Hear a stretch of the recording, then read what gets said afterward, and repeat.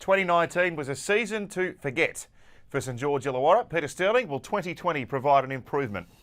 Well, it has to, doesn't it? They ran 15th. They won 8 games last year, and they won 2 of their last 8, and both of those were against the Gold Coast. So, unfortunately for the St George Illawarra side, over the last few seasons, you know, their year has fallen away alarmingly, and we saw it again last year.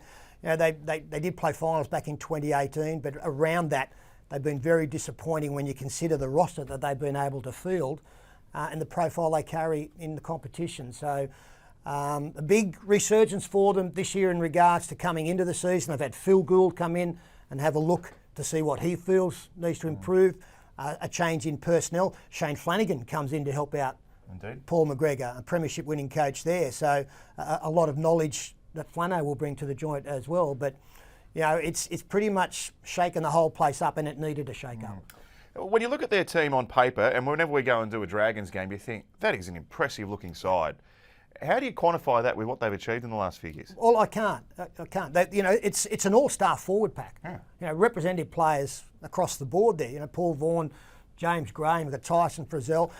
Obviously, the Jack DeBellin situation has had an effect, but that can't be an excuse anymore, Matt. You know, that's a distraction that you know is going to be an ongoing one and has been an ongoing one. Eventually, you've got to draw a line in the same sand and say, well, we've just got to get on with the job at hand.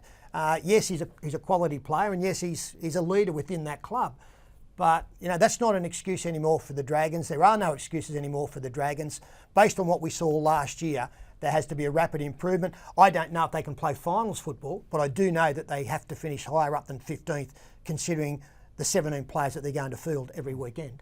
Well, I think Paul McGregor's career is largely hinging on the start of the season. I think, it's the first 6 weeks or so, they've said, where they'll reassess where he's at if they don't start successfully. Well, Paul took over, I think, in 2014. Hadn't played much finals football in that period of time. So, like, you know, probably half the coaches in the competition this season, this year, is going to determine his future in regards to the club he's at the moment. If they don't have success this year, I doubt that we would see Paul McGregor in charge going into 2021. But, you know, a lot of players as well need to rise to the occasion because he's been let down by plenty of his high-profile players who are better than what we've seen of late. Pete, the Dragons fans that are watching this would know how divisive a figure Ben Hunt is, given the money he's making, and he seems to be the brunt of all sorts of, I don't know whether it's abuse, but it's certainly speculation about his contribution to the team.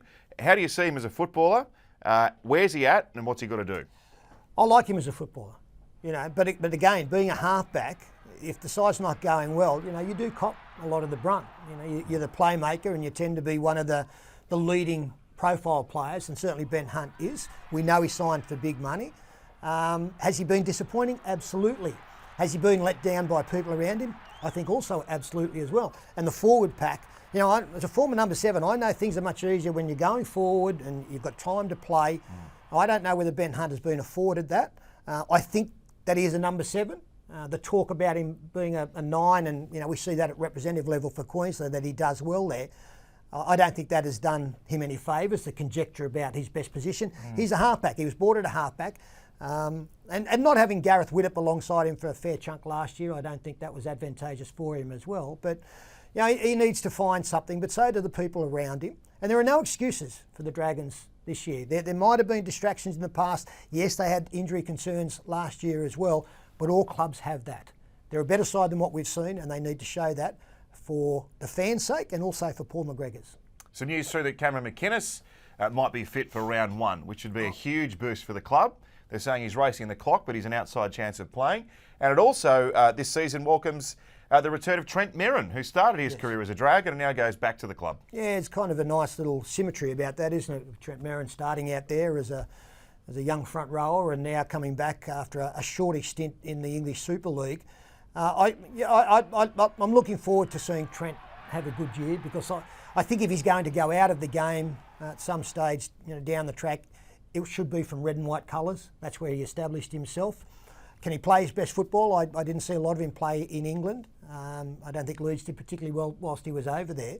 But he's a quality player, and again, he adds to that, you know, that front 6 that have all played representative football, basically. If Cameron McInnes is back early in the season, that's a huge plus for them. He was internally their player of the year last year, and rightly so. He was their best on a week-to-week basis, no doubt about that. And the new captain too.